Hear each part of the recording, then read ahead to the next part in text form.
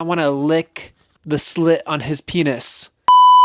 White women can't stop writing about gay men. I don't know what's up with it, and I don't even know if it's a problem, but we're gonna find out. There's a very popular book that has been blowing up on TikTok, and there's a TV show for it, and it's called Heated Rivalry. If you haven't heard of it, you're living under a fucking rock, but that's besides the point. Anyways, if you're new here, hi, hello, you're not new here anymore. You've been here for a hot second, bestie, so now you know me. Anyways, I'm gonna go piss. Go piss, girl. Go piss.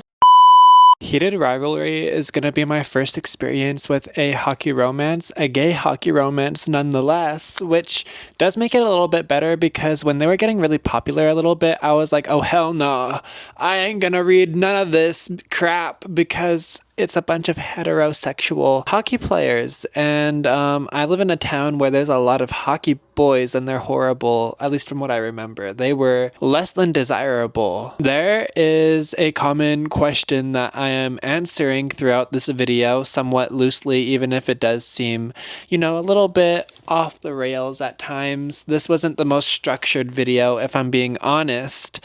And the question that I was asking is is it kind of weird for women in general to be writing about gay men and their experiences, which yes and no, I don't know.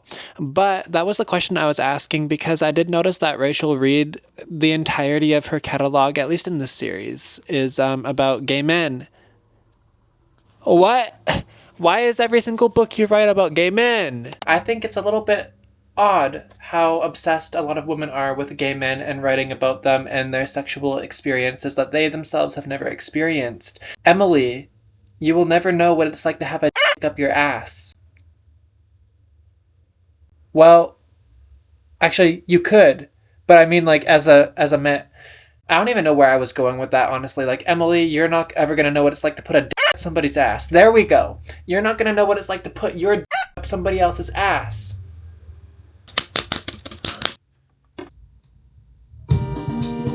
I'm literally only 7 minutes into this damn book and we're already getting they're already Basically, I'm not sure if this is the current main characters. I don't think so. This is a prologue right now of a different hockey team or the same hockey teams and their rivals, and they meet up in an apartment afterwards and after every game. Where Shane shoved Rosenoff roughly against a wall and continued kissing him. He felt the familiar slide of his rival's tongue in his mouth and slid his own tongue over teeth that had been fixed and replaced God knew how many times. He wanted a lot tonight, but they didn't have time for a lot. Y'all have got to listen to this shit. Listen to this. Kissing him and moving a hand down to grasp his already embarrassingly rigid. Shane arched. Girl, it's been 9 minutes and 21 seconds. Don't worry, Hollander, Rosenoff said, his lips brushing Shane. Bruh. To fuck you like you want, yes? Yes. Shane exhaled. The mixture of release was never Shane's favorite part because he felt so fucking vulnerable. So maybe my one critique so far is about him being the bottom and being oh, I feel so weak and ridiculous and vulnerable. I don't know how I feel. Okay, I'm a little bit shocked at how much I'm kind of enjoying this, the idea of, hockey rivals and stuff getting it on. But tell me why they're fucking in the hotel room right now for the first time. Tell me why he's yeah, I want to lick the slit on his penis. Oh, what? No, we don't do that. I don't know about you. Maybe you do, but what? Excuse me, that's not right. That's just wrong. That ain't right. There ain't no way that this woman is out here writing about, oh yeah, this man wants to lick this other man's slit. This is not a pussy. This is not a vagina. But other than that, it's kind of fun. I'm having a little bit of fun with this book. I am having some fun. Hi, it's the next day, actually. The very next day. Today is Wednesday. Today's Wednesday, but I haven't even read that much of the book, and I think I've already come to a conclusion to the question that I was asking at the beginning of this video, which is are women fetishizing gay men? Is there a problem with, women writing gay men? I don't think so. I think it depends. on the context, on the person and how they're doing it and what they're doing it and why they're doing it. Okay, correct me if I'm wrong. I just did a little glance at the Game Changer series. It's all about gay men. Why is it just gay men though? That's like my thing. I also talked to some people at work about, like, is it actually weird for, these women to just be writing about gay men and basically writing gay porn? She thinks so. My friend at work thinks so. So I think I'm going to try and think a little bit critically while reading. I'm going to continue trying to analyze why it is that I may have went into this book with that kind of idea to begin with, and if it should apply to this book specifically, or if it's just some books and how some people act. But so far it's so cute. I'm actually kind of loving it. I'm kind of loving the vibe between the two main characters. I kind of forget their name. I just find something so nice about, like, the kind of smaller pretty boy, the big chunky Russian man. There's something fun about that, and that the fact that they're both playing hockey.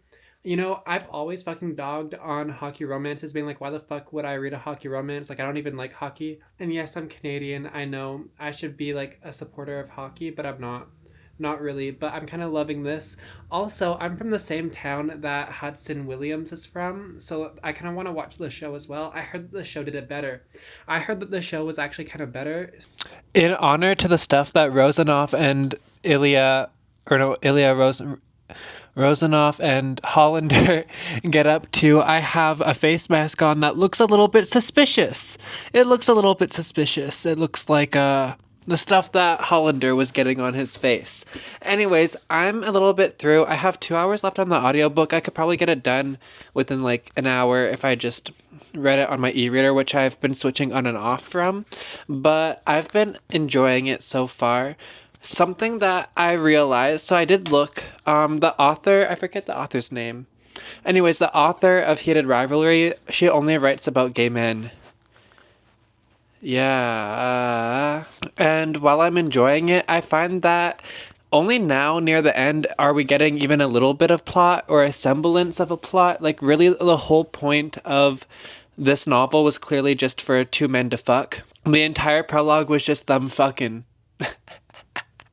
They were just fucking. I don't think that it's always wrong and whatnot, but there's just no plot. It's just them fucking. Like, genuinely, if I were to describe the book without the sex scenes in between, it's not a very long description. Like, basically, they meet, they have, like, some tension, they go and meet in the gym because they see each other working out, they want to fuck, and then they go to a game, they fuck, and the hockey isn't really a part of this book. Like, it's not a hockey romance. It just uses the hockey, like, rivalry as a plot device, but there's no actual rivalry because they've liked each other since the beginning. So it's kind of like a fake rivalry, I would say. Like, it's not really, it's heated for sure, just without the rivalry. I don't know, I just wish that there was more plot. Like, right now we're getting to a point where Hollander has been injured, and we're seeing a little bit more of the emotion that Ilya has for him, which I'm really happy to see, because I feel like that's how I'm going to be able to connect to this book, because otherwise it's going to be like one of those books that I just forget about, which is what I think it's going to be. It's just like a throwaway book, like, oh, that was fun, but like it wasn't really necessary. Anyways, I'm going to continue listening to the audiobook while I wash off my face mask. I'm probably going to sit down and actually read it, and I've been reading another book right now that I've been really enjoying, so I'm kind of switching on and off.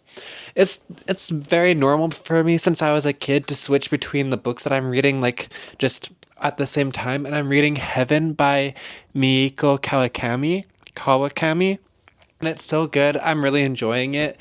But anyways, that's all of the reading updates for this moment. I will see you in the next clip. Okay, I just got back from the cafe. I was reading there, and it was so much fun. It was so relaxing. I didn't actually read that much because I get distracted really easily while I'm in a bookstore. And right now I'm watching a vlog from Sarah Danielle. This vlog. Some of my eggs are frozen, so hopefully these are good, because if I don't have any fucking eggs, I have nothing else to eat. But also, it's getting really cute in the book now. I'm kind of enjoying it. Like, is it bad? Yes, but it is what it is, and I'm enjoying it. I'm having fun. Oh my god, that's like smoking.